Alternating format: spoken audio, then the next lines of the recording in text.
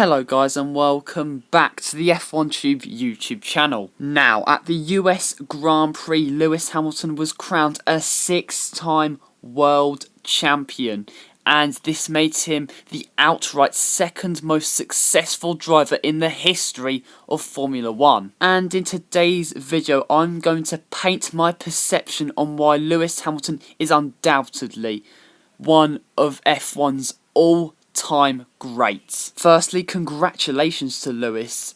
He's been utterly supreme this year. I don't believe it's been his best season in F1, however, he has still been magnificent. Plus, he has transcended into this mesmerising and pulsating racing driver to a point where it's almost incomprehensible in the last couple of years. But now guys, it's time to get into detail. So why do I believe Lewis Hamilton is an all-time great? Well, firstly, in his F1 career, he has won at least one Grand Prix in every single season he has competed in. Yes, I know in almost every single season he has had a car capable of winning Grand Prix, but he has to translate that car's potential onto the track. It shows his ability to adapt to every single car he's driven and been able to perform some brilliant races. And when you look at drivers such as Sebastian Vettel, he has not won a race in every single season he's competed in. Look at 2014 as an example. His teammate Daniel Ricciardo won 3 races that year. And if Seb can't claim a single victory, then you really need to be asking questions. Now, of course, the fact that Lewis has driven a plethora of really strong and competitive cars, obviously that makes it a hell of a lot easier for Lewis, but he needs to be consistent, and he is immune from the debate of, well, if the car's good enough, he can win the Grand Prix, because at the end of the day, he has been able to deliver race wins consistently, year after year after year. And that kind of moves on to my next point, the fact that Lewis is capable of getting the absolute best out of the cars that he has driven. For example, the 2009 McLaren. Now, it is nowhere near as bad as people are perceiving it to be, but it is nowhere near as good as other people are making it out to be. Now, obviously, by the second half of the season, McLaren had really upgraded their 2009 car, but the fact that Hamilton had 2 wins and 4 pole positions illustrated his ability to maximise every bit of potential he has. And when you compare that McLaren to the Red Bull and Brawn of 2009, that McLaren did not have a prayer in competing consistently with those 2 cars. But Lewis dragged some special performances out of that car. Use the Hungarian Grand Prix as an example and the Singapore Grand Prix as an example. Now, I'm sure the car would be viewed in a better manner and a more competitive manner if Lewis had a more competitive teammate. Of course, remember that his teammate in 2009, Heikki Kovalainen, was not exactly the greatest competitor Lewis has ever had, but even still, Lewis did drag some really solid results out of a really average car. Next up, Lewis's Racecraft. And from my perspective, this is one of the more innovative Lewis Hamilton elements in his career. Yes, he kind of has hyped down ever since 2011, where he had a very mistake-prone year, which very much matured Lewis Hamilton and kind of shaped the racing driver Lewis Hamilton that we know today. But still, Lewis is indicative of such supreme and breathtaking wheel-to-wheel action. In his first 4 or 5 years in F1, Lewis, when he was under pressure from a car behind and they'd eventually overtake him, Lewis would know 2 corners before anyone else where he'd re-overtake the driver in front. Because if we're going to define the word switchback moves in F1, Lewis Hamilton is almost the godfather of it. Use the 2011 German Grand Prix as an example, and I believe David Coulthard said it in commentary. He knows where to re-overtake a car 2 corners before anyone else anticipates it. Plus the 2014 Bahrain Grand Prix, where he somehow defended from Nico Rosberg, from 1, using switchback moves, 2, racing firm but fair. And these are elements that almost encapsulate what you need in a world-class and legendary racing driver. Now, I'm not saying we hadn't seen switchback moves in F1 before Lewis Hamilton, but he very much made it more effective, and you see more of these moves nowadays.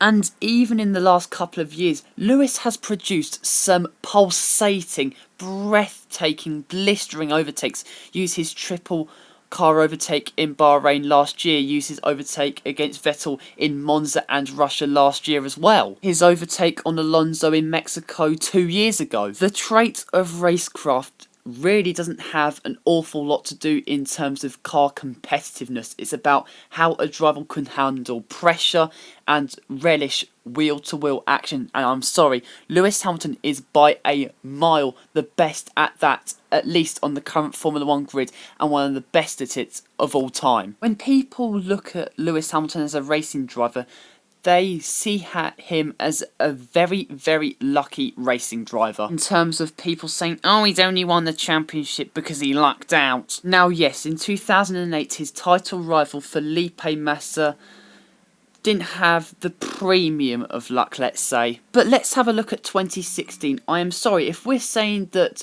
luck deprived Felipe Massa of winning the 2008 World Championship, then I'm sorry, at a further extent, luck deprived Lewis Hamilton of winning the 2016 World Championship. Or what about we admit that luck is a part of motorsport, reliability is a part of motorsport, and it's what makes it so emotional at times. It creates more dramatic moments, and if we've got a problem with it, well, I'm afraid, deal with it, because it's a part of motorsport and always will be. When you actually observe the competitiveness Lewis Hamilton has come up against in his F1 career in terms of driving talents like Fernando Alonso and Sebastian Vettel, Jenson Button, Kimi Raikkonen, etc., it makes the value of Lewis Hamilton so much greater. And in Lewis's debut season in Formula 1, when he was a rookie, he was teammates with Fernando Alonso, and guess what happened? Lewis finished ahead of Fernando in the standings, or to put it in another way, he scored as many points as Fernando in 2007. This wasn't an Alonso that just settled into the sport, this was a Fernando Alonso who was the defending double world champion. Lewis stood his ground and Fernando lost it. Now, I'm not going to say one driver is better than the other just because they outscored them or outperformed them whilst they were teammates.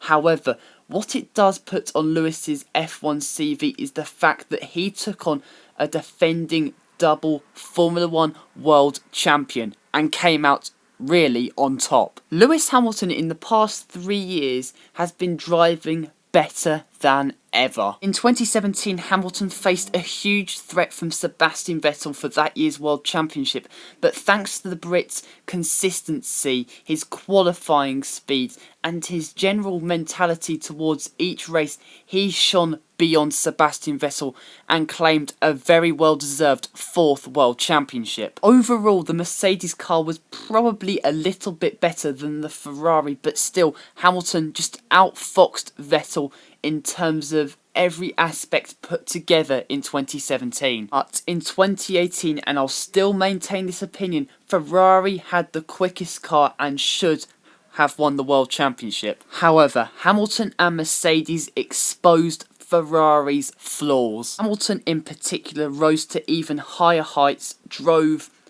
a flawless season. That second half of 2018, post the Austrian Grand Prix, there probably wasn't a single weekend where Lewis Hamilton achieved perfection, either in qualifying or the Grand Prix itself. The fact that he took 11 race wins, 11 pole positions, I think 17 podiums, and the fact he finished 88 points clear of Sebastian Vettel illustrated how blimmin' brilliant Hamilton was in 2018. He was the difference. I know mistakes were common from Ferrari and Sebastian Vettel, but I think that was partially down to the fact that Hamilton did not let the Scuderia breathe. And in 2019, once more, he and Mercedes have exposed Ferrari's flaws in terms of strategy errors.